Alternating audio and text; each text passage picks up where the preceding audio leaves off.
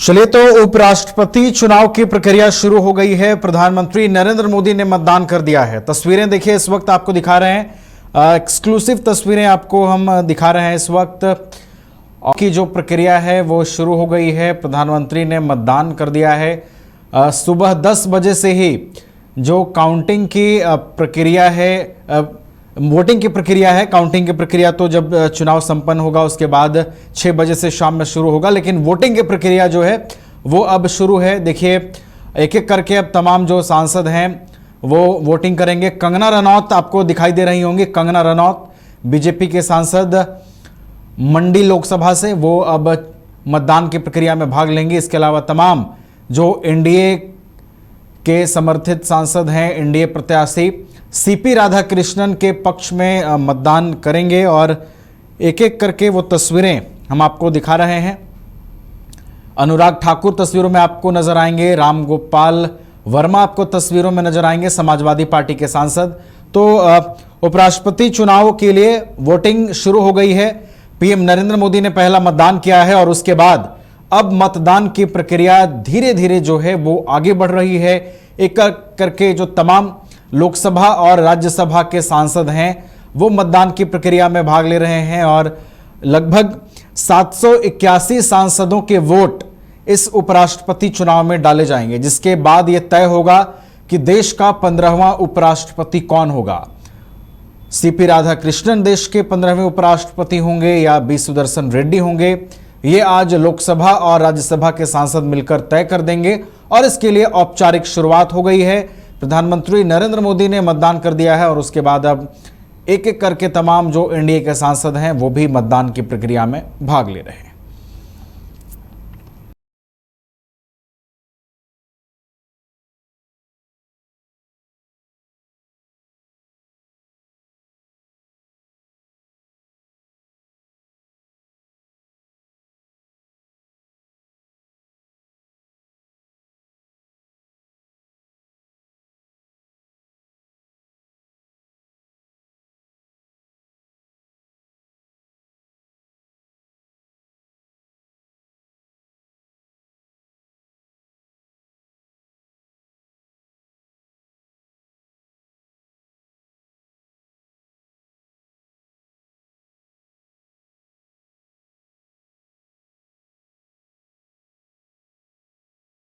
राष्ट्रपति चुनाव के लिए जो वोटिंग की प्रक्रिया है वो जारी है। एक एक करके जो तमाम एनडीए फोल्डर के जो सांसद हैं वो वोटिंग की प्रक्रिया में भाग ले रहे हैं। वोटिंग की प्रक्रिया जो है वो उनकी ओर से पूरी की जा रही है।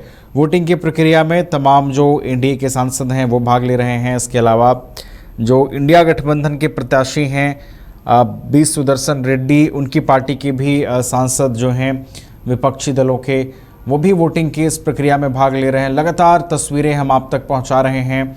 उपराष्ट्रपति पद के चुनाव के लिए जो है वो मतदान की प्रक्रिया शुरू हो गई है और एक एक करके तमाम जो एनडीए फोल्डर के नेता हैं वो चुनाव की इस प्रक्रिया में भाग ले रहे हैं। एनडीए फोल्डर के जो सांसद हैं वो चुनाव की इस प्रक्रिया में भाग ले रहे हैं और तमाम जो चीज़ें हैं औपचारिक रूप से वो पूरी की जा रही हैं। हमारे साथ हमारे संवाददाता दिल्ली से दीपक जुड़े हुए हैं। चुनाव पर लगातार नजर उनकी बनी हुई है। दीपक, देखिए, वोटिंग शुरू हो गई है उपराष्ट्रपति चुनाव के लिए। रक्षा मंत्री राजनाथ सिंह ने मतदान किया है अभी फिलहाल और नरेंद्र मोदी प्रधानमंत्री ने मतदान करके शुरुआत की है वोटिंग की प्रक्रिया की और अब सुचारू रूप से वोटिंग की प्रक्रिया चल रही है। दीपक, बिल्कुल, देखिए, क्योंकि सुबह 7 बजे से ही तमाम जो संसदीय दल जो है उनमें लगातार जो है आज की वोटिंग को लेकर हलचल बनी हुई थी और ऐसे में 10 बजे का समय रखा गया था जब वोटिंग प्रक्रिया उपराष्ट्रपति के चुनाव के लिए शुरू की जाएगी। ये प्रक्रिया नवीन सुबह 10 बजे से लेकर शाम 5 बजे तक चलेगी।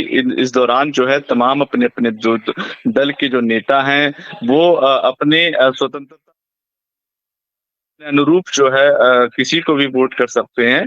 और क्योंकि कल भी जब बैठक हुई थी तो तमाम जो नेता थे, जो संसदीय दल के जो बोर्ड के जो मेंबर हैं, वो उन्होंने अपने-अपने लोगों से बातचीत की, चर्चा की थी।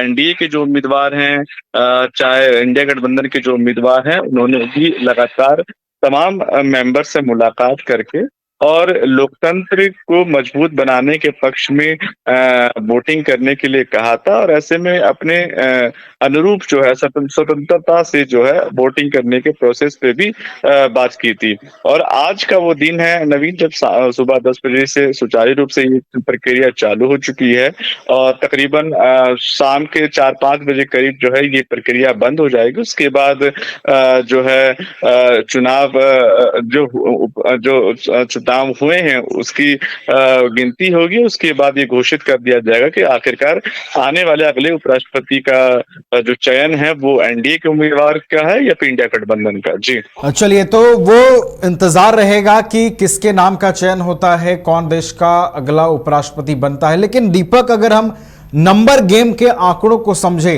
तो सीपी राधाकृष्णन बहुत आगे नजर आते हैं। दीपक, अगर एनडीए जो प्रत्याशी को देखें, सीपी राधाकृष्णन नंबर गेम में काफी आगे दिखाई दे रहे हैं। ऐसे में जो विपक्षी उम्मीदवार हैं Deepak, B Sudershan Reddy, cross voting ही उनके लिए एक उम्मीद की किरण साबित हो सकता है। क्या लगता है दीपक आपको? देखिए, बिल्कुल, क्योंकि नवीन चुनाव से पहले आपको याद होगा कि जब मल्लिकार्जुन खड़गे ने जब नाम अनाउंस किया था, उसके बाद एक प्रेस कॉन्फ्रेंस करके साफ तौर पर उन्होंने ये कहा था कि ये जो है एक विचारधारा की लड़ाई है और इस विचारधारा की लड़ाई में जो है इंडिया गठबंधन पीछे नहीं है। ऐसा नहीं है कि हम मैदान छोड़ के भागे, हम अपना उम्मीदवार उतारेंगे और मजबूती के साथ उतारेंगे। इसीलिए उन्होंने, देखिए, पूर्व न्यायाधीश एक बहुत बड़ा नाम जो है बी सुदर्शन रेड्डी का उन्होंने आगे किया। ऐसे में ये बात जरूर है नवीन कि एनडीए के पास बहुमत का आंकड़ा जो है काफी ज्यादा है, लेकिन बहुमत के आंकड़े को सिर्फ इस बात से तय नहीं करता है, क्योंकि यही तो लोकतंत्र की खूबसूरती है।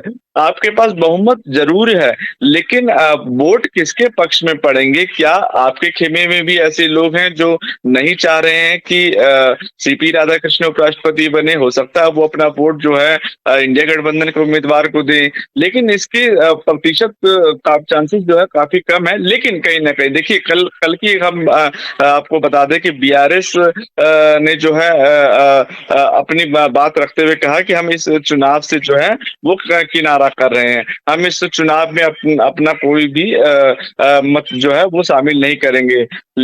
ये सबसे बड़ी बात ये है कि देखिए, चुनाव से एक दिन पहले जब इस तरह की घोषणा की जाती है और उसके बाद जब आज जब ये चुनाव होने हैं, वोटिंग जब शुरू हो गई है, तो इसके अंदर कितने ऐसे दल हैं जो इस फैसले से खुश हैं। हालांकि एनडीए के पास जो संख्या ज्यादा है, लेकिन फिर भी अभी लोकतंत्र की खूबसूरती का यही सबसे अच्छा दृश्य है नवीन। और जब शाम तक वोटिंग का प्रोसेस शुरू हो जाएगा, उसके बाद जब अंतिम घड़ी आएगी, तब देखने वाली बात होगी कि आखिरकार किसके पक्ष में किसकी गेंद है। जी चलिए, तो नंबर गेम में सीपी राधाकृष्णन बहुत आगे हैं, लेकिन विचारधारा की लड़ाई इंडिया गठबंधन भी लड़ रहा है। और जैसा कि ऐलान किया गया था कि हम पीछे नहीं हटेंगे, हम भी अपना प्रत्याशी उतारेंगे। तो देखना है कि आज जो प्रत्याशी हैं विपक्ष के, बी सुदर्शन रेड्डी, उनके पक्ष में कितने वोट पड़ते हैं। जब काउंटिंग होगी शाम 6 बजे, जब 5 बजे के लगभग मतदान जब खत्म होगा और 6 बजे से उपराष्ट्रपति के चुनाव के लिए जब मतगणना की प्रक्रिया शुरू होगी, तो वहां पर देखना होगा कि नंबर गेम का जो आंकड़ा है उसमें कौन बाजी मारता है और किस प्रत्याशी को कितने मत मिलते हैं। बहुत बहुत धन्यवाद दीपक, फिलहाल आपका हमारे साथ जुड़ने के लिए।